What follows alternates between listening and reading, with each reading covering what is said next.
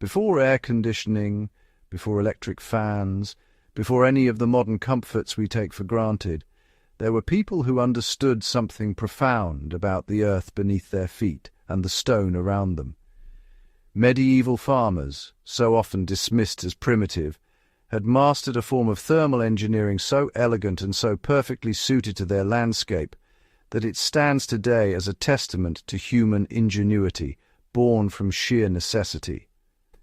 This episode of Fieldcraft Chronicles takes you deep into that forgotten knowledge, into the cool shadow of stone walls half swallowed by the earth, where survival and craft were never separate things.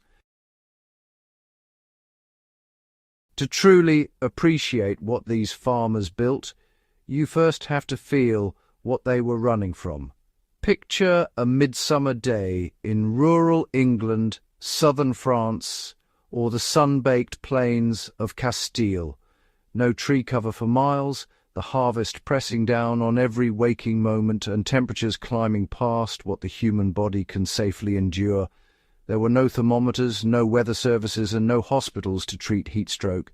You either adapted or you died. Medieval agricultural records and archaeological surveys confirm that heat-related deaths during harvest season were not rare events. They were seasonal tragedies, and the stone thresher room was built as a direct answer to that grim reality. It was as essential to the farm as the well or the grain store.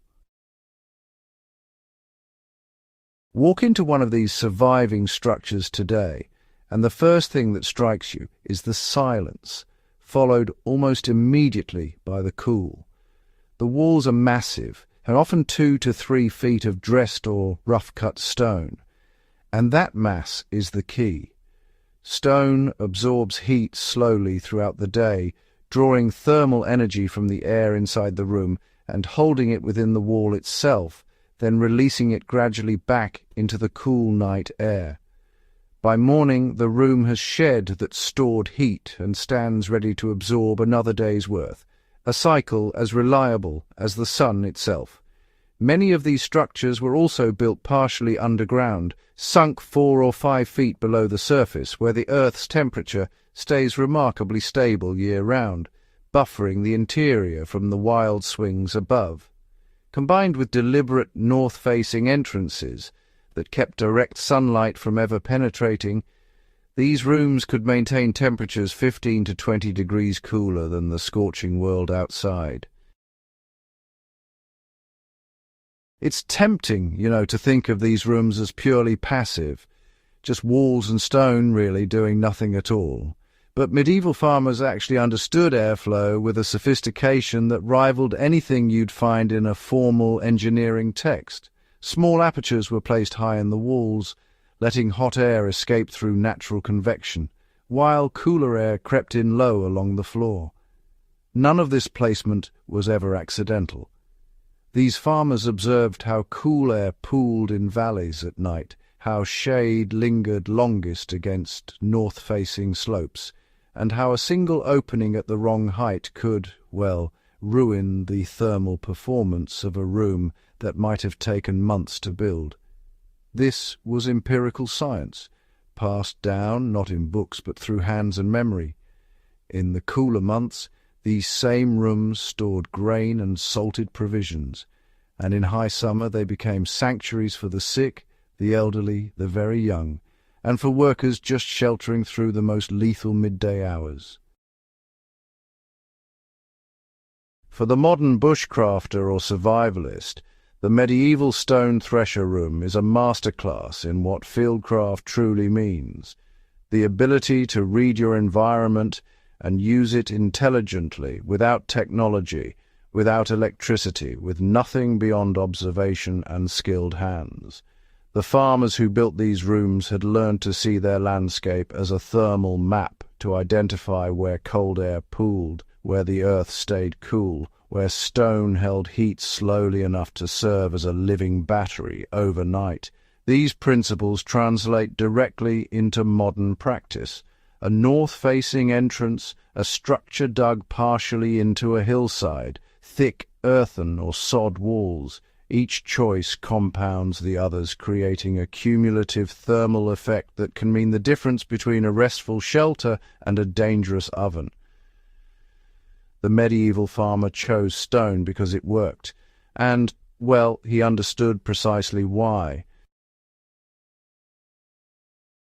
What really haunts you, standing inside one of these ancient, cool rooms, is the realization of just how much has been quietly lost, not to catastrophe, but to convenience.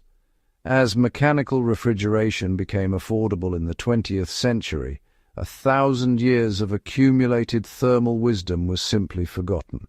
The stone rooms were repurposed or collapsed, and the people who understood them grew old without apprentices because, honestly, no one needed to learn anymore. Until, perhaps now, in a world of increasingly volatile heat events and vulnerable power grids, communities in rural Spain and Portugal are already returning to semi-subterranean construction. Experimental builders across the American Southwest are rediscovering the same thermal mass principles that Pueblo peoples used for millennia. The stone thresher room is not a relic, it's a blueprint just waiting to be redrawn. There is something deeply human about the stone thresher room. It was built not by engineers with blueprints, but by farmers who were, well, afraid of the heat, afraid of losing their families to something they could not fight or outrun.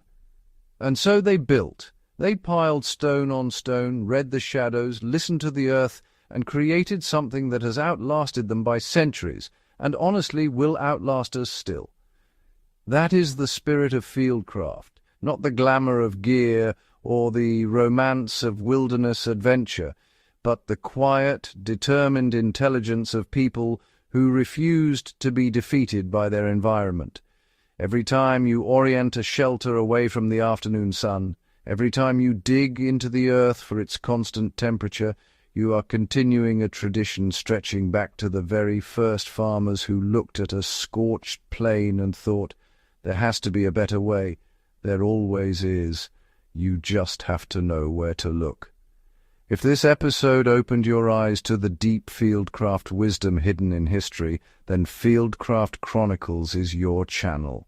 Every episode unearths forgotten survival knowledge, the techniques, tools, and thinking of people who lived and died by their connection to the land. Subscribe now so you never miss an episode, and share this video with anyone in your life who values self-reliance, history, and the timeless art of survival. The old ways are waiting. Let's rediscover them together.